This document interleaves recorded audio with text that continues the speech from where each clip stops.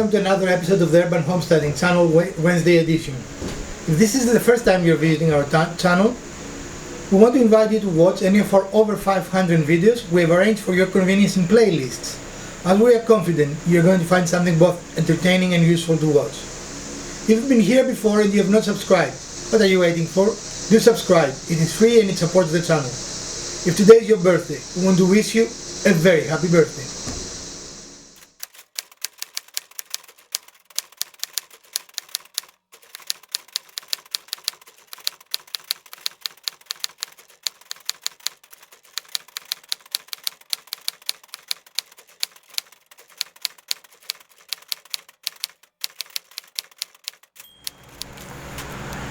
So today we're going to have another first look, and as we are looking at the big projects we have upcoming, one of the really big ones is we want to paint the homestead.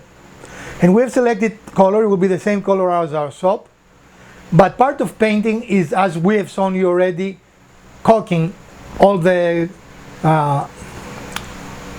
seams and every place that there is damage or possible water ingress, etc. In order to facilitate this, we looked around for a tool to help us with this caulking process, because it can be very tiresome to spend the whole day using the press trigger on a manual caulking gun, which we have. So in this search, we came across this tool, which is the RYOBI cordless caulking gun that operates on the standard 1+ 18-volt batteries,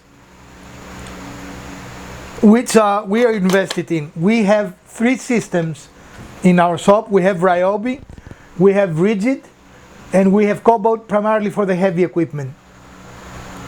So it made sense to do one of those. I didn't find the cobalt one and I didn't find the rigid one, so this was the winner by default.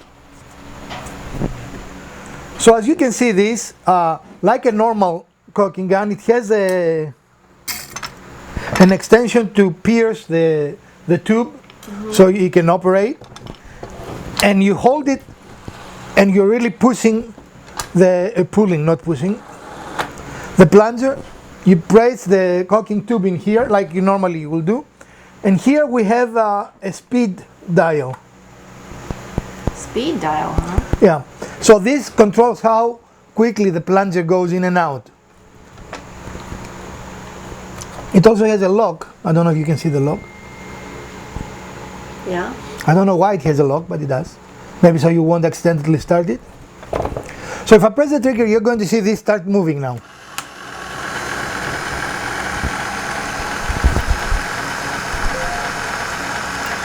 And of course, the moment you release, it stops and makes a very small back movement, so it doesn't continue feeding it. So it stops much quicker than the other one. I don't know if it is visible. Yeah. That it makes the back striking. You see it? Yes. So one of the pain points in using a traditional caulk gun is that, you know, your caulk continues to ooze out after you're taking it away from your project, and you don't really want to lose all that caulk because it's fairly expensive. So that's a nice feature that it stops itself. And if you're really slow, that's the speed you want. This is the fastest that the gun will go. Now, there are a couple of good things with that and a couple of bad things that I see. We have not used it yet. Neither me nor Miss Wizard have used it yet. So what are the positives? Like all RYOBI tools we have, is well made. It is using the same color scheme and the same colors, the same plastics. It's fashionable. This is the P310G. Right? Yep. So if you want to buy this gun, I've used RYOBI for many years, probably over 10 years, and I do like their tools. We are looking at some new tools now, and we're looking if we're going to move away from one of the 3 companies we're using. Again, RYOBI, Cobalt, and Rigid is the 3 companies we have, but I'm tired of managing 3 different battery systems. It would be nice to only have one battery system. It would be nice, but it would also be quite expensive to change out what we already have to another brand. Right, we're not changing anything. As things break, what we're going to be replacing with is the question. And RYOBI doesn't break. I have, again, RYOBI tools that I've had for over 10 years, and I never had a problem with them. The things I like about this is that it has pretty good ergonomics. You can use either 2 fingers or 1 finger for the trigger. With the battery, it is a little heavy, so I don't know how it will get when you use it the whole day, right? Mm-hmm. But the fact that you just press and hold, you don't have to pump, should be a relief.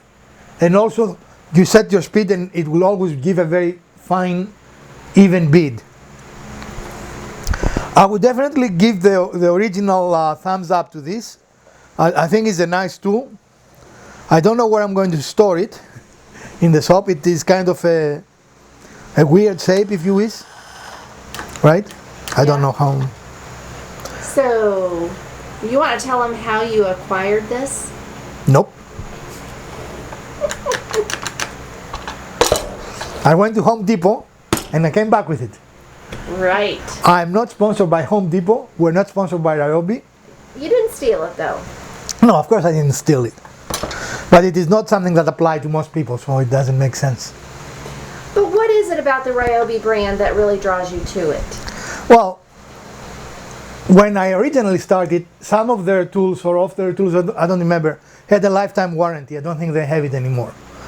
And again, I've never had a tool fail on me, so I find that attractive, as you know. I like another brand of tool that we bought recently that failed, and we are trying to see if we can service it or not. But I like RYOBI. They are well-made tools, ergonomically made, and we've had RYOBIs ever since they were the blue color, before they moved into this, what is it, green, yellow-green? It's like a neon green. Yeah. And this is our collection of our RYOBI tools. These are our 3 newest acquisitions: the glue gun, the caulking gun, and of course our faithful airstrike that you have used in virtually every one of our projects. And these are not the only ones, but this has a special meaning to me because this is the first RYOBI tool I ever purchased, and it's still going strong, right? And you can see they've changed the color scheme from blue to this lime green. But what I like, and Ms. Wizard asked me what I like about RYOBI, this old tool still uses the modern batteries, right? I mean, that's amazing to me. RYOBI has made a commitment to use this 18 plus system, and they have not deviated from that. And if you have a lot of batteries, and I probably have more RYOBI batteries than any other brand, don't you think? Yeah, probably so. I think I have like 2 rigid and 2 cobalts, but no, we have 3 cobalts now, right? That is a definite plus in my book. They've made a commitment that they will not change the battery system, and as they're changing a lot of things, this has stayed consistent. And again, the quality of the tool is very, very good. I don't know, do you see a difference in quality between the old one and the new one? It's not a very fair comparison because this has metal and this don't, but... Quality is hard to see. It's more about the feel and the operation, right? Right. So my first impression of the one that we're talking about today, this one, is that I think it will be a great addition to our toolbox and will help us with painting the homestead, right? Mm-hmm. So we're looking forward to use it, and we are going to tell you our impressions after we used it. How you choose tools and why we end up with 3. When I started my woodworking journey, I was looking at good quality tools that I could purchase for a good price. At that time, I was not thinking about batteries and longevity as much, but what can I buy that is decent quality, that it is not going to bankrupt you? So I found out RYOBI and Rigid were very reasonably priced and very good quality. So I started with those tools. Cobalt, I have my saw is a Cobalt, and I'm very, very pleased with it.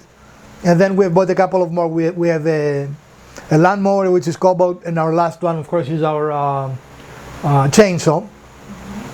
So we end up with 3 different qualities. Now, I like them equally, to be honest. So what it will boil down to is what equipment we need that they come in the company that we have some investment in.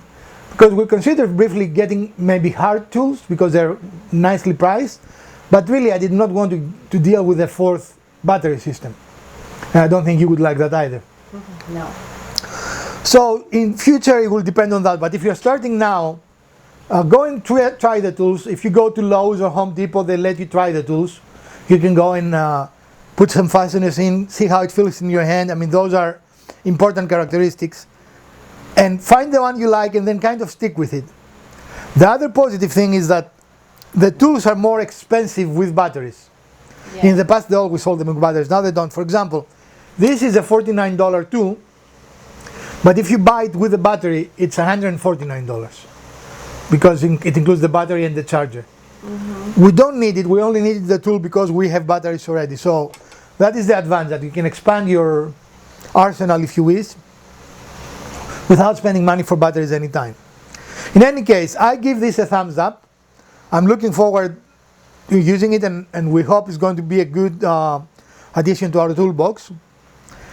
And I would recommend that you buy it. I recommend RYOBI. I'm a big RYOBI fan, but not exclusive RYOBI user. We appreciate you staying with us on this short episode. If you did like this episode, we ask you to give us a thumbs up. If you didn't, the other button works as well. If you have not subscribed yet, do subscribe. Share this video, let us know what you would like to see in the channel, and we will always make videos based on our subscriber request. Stay safe, put your masks on, wash your hands, so we can see you soon again. From Dr. Wizard and Mrs. Wizard and the Urban Homesteading channel, we bid you farewell. See you soon, friends.